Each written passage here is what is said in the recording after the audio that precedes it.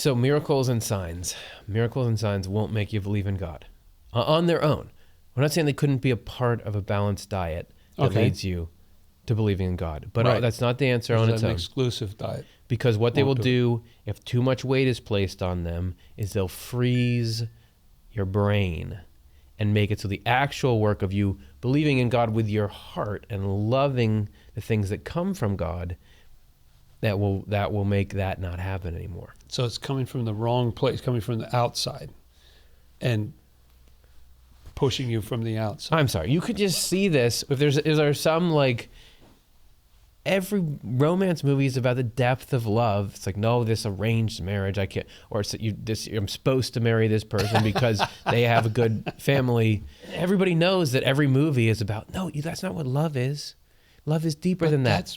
That's not, yeah. That heaven, my love is, I'm sorry, but my love is just somewhere else. And heaven is not just loving the idea that there is a God who's big and powerful. Heaven is loving the things that God loves. What is it to really love someone? Yeah. What's it to really love somebody? You get to know what they care about. You value those and you same want things. to make them happy, or you care about the same things they care about. That's what actual love is. So just to say, oh, a miracle made me believe that there is God, or I have to now do this stuff for God. That's not love. And what that won't do is get you in heaven, which is the happiness that comes from loving that stuff. So miracles and signs won't do that. Also, visits or conversations with the dead won't do that. Even though here we are reading stuff from Swedenborg, who was the king of visits and conversations with the dead. That's right. He would assert for himself that's not what convinced him of all this stuff. It was his encounter with Jesus and his Reformation that did that. And it's so great that right in that story of the rich man and Lazarus in Luke, the rich man ends up in hell and he wants to warn his brothers who are still alive in the world. And Abraham says, look, if they're not getting it from Moses and the prophets, they're not going to get it even from somebody who's raised from the dead. They said, maybe someone can go from here and tell them, and it's not going to work. Which that seems strange because Moses and the prophets is just a book. And you have the freedom to see that and say that, why do I care what that book says? There's a bunch of other books. You could have just written that for any. You'd think an actual conversation with the dead, that would be a lot more impactful, than reading those books. Oh, seeing somebody right in front of you and saying, like these chains I wear, I forged in life. Warning you like Ebenezer Scrooge. Well, I'm hearing the Marley Brothers Muppet version when you say that. Or Marley and yes, exactly.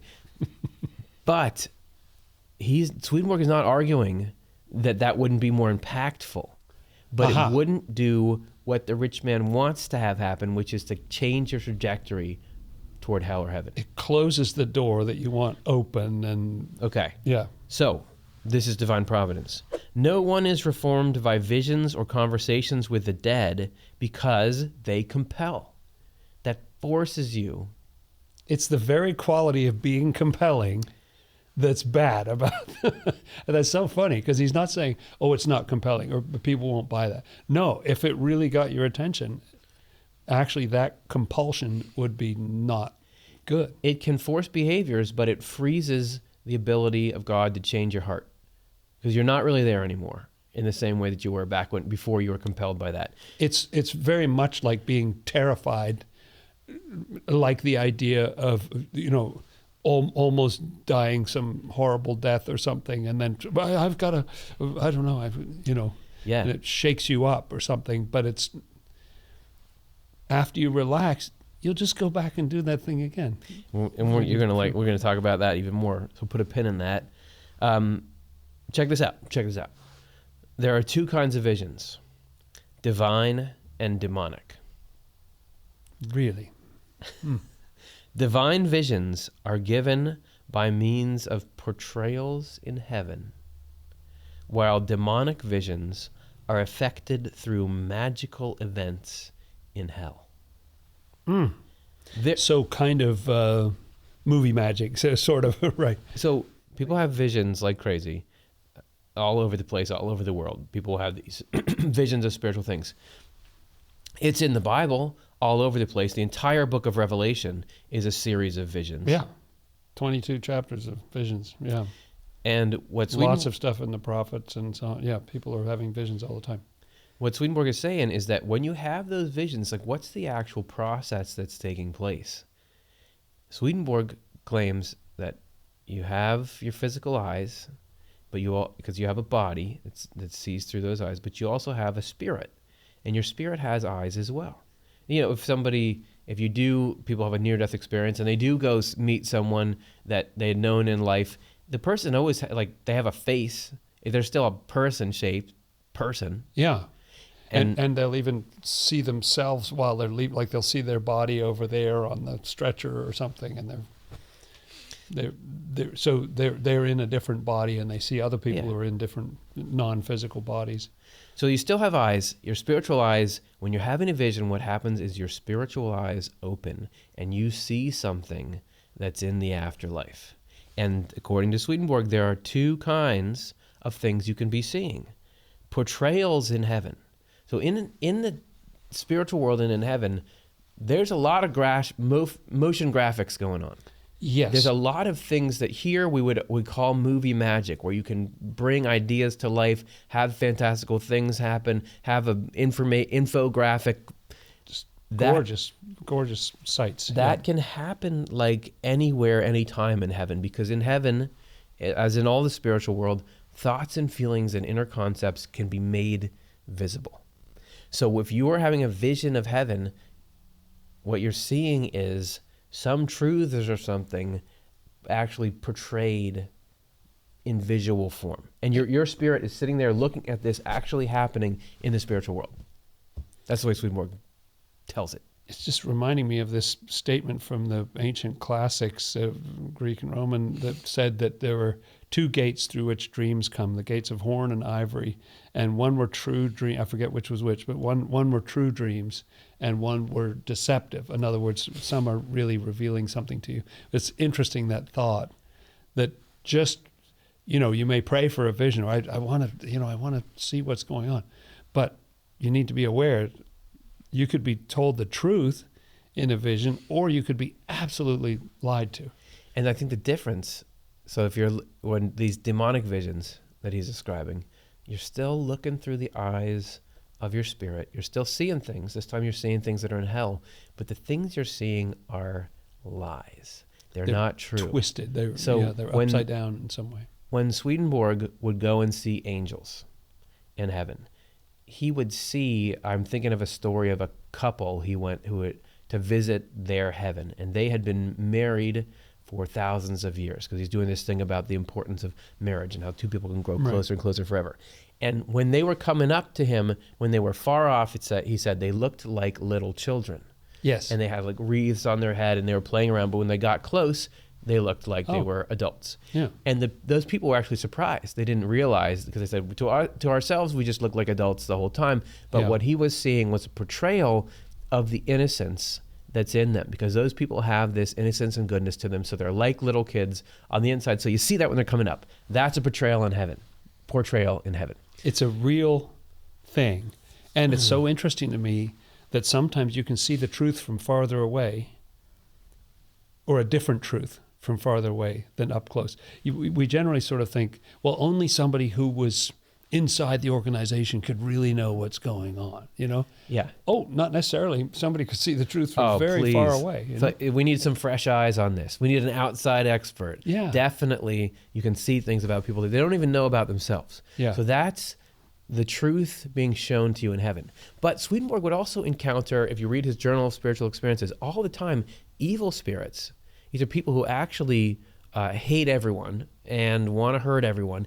And they would appear sometimes to him like they would have little children by them, or they would have some nice looking adornments, but it was fake. It was them, and he would say it was them trying to feign innocence to gain his trust so they could stab him in the back or something. So that's a false portrayal. It's not actually a representation of what's in them or what's really there. It's them trying to cast a false appearance. That's a demonic vision.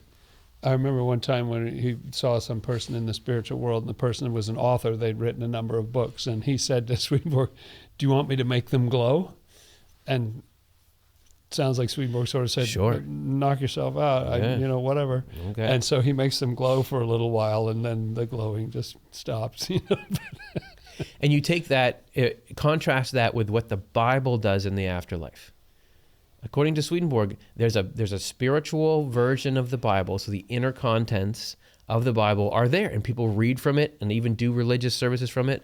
And But there's blasting light that it's just, and power that comes from it. It's like something you'd read in fantasy or sci-fi or something. If you want to get weirded out, he says that you can take the book of the Bible and rub it on yourself or on your sleeve, and your sleeve will glow for a little while. Make your clothes glow. And so they take things where they cut a verse from the Bible and they hang it up, and it'll actually be like a light, like an LED in there or something. And the reason for that, crazy as it sounds, is because spiritually truth is light. Yeah. So the reason the Bible shines like that is it's got a bunch of truth in it. So that's a real portrayal. That's you seeing, oh, this thing has truth in it. Whereas that guy making his books that were full of falsities glow is he's trying to imitate that. But even seeing that wouldn't help you, right? Like if you took somebody off the street and said, here, I'll show you heaven. Here it is. It wouldn't help. Now, so tell me again, why not? Okay. Well, yeah, because we kind of dived so deep into this demonic vision and true vision. However, before we get to, you're saying, okay, how do we get back on track? Before we get back on track, if you're ever reading Swedenborg and he says to you, this is how it is, there's this and there's this, and you think to yourself, oh no, I wish there was something, that's the only two options, that doesn't fit for me. You've got to understand, he will make sweeping generalizations. Yes. Don't take it too seriously. And this passage is a great example of that, because he says, I'll just back up and read it. There are two kinds of visions, divine and demonic. Divine visions are given by means of portrayals in heaven, while demonic visions are affected through magical events in hell. That's two, we're done. Except the next sentence is, there are imaginary visions as well. Okay. Visions that are the illusion of a mind that has lost its bearings.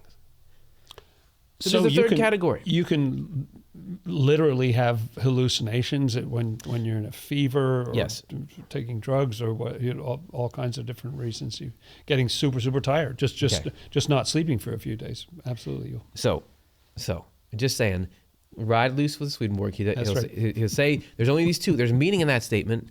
I mean, these are the two main ones. These are the two that have meaning and consequence. Yeah. But yes, it does happen. It does. Sure. Well.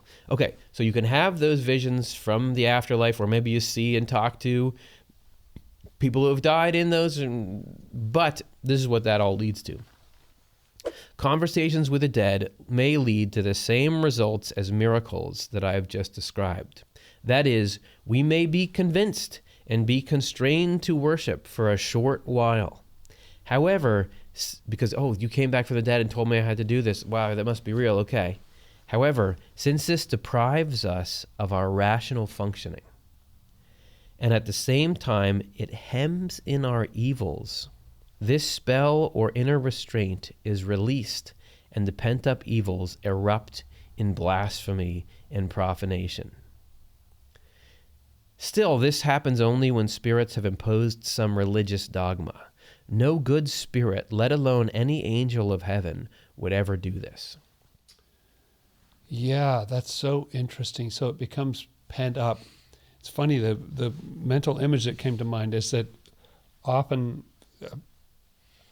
when you go for a walk in the woods, sometimes you see deer, running away from you, especially if you're in the evening or the early morning or something like that.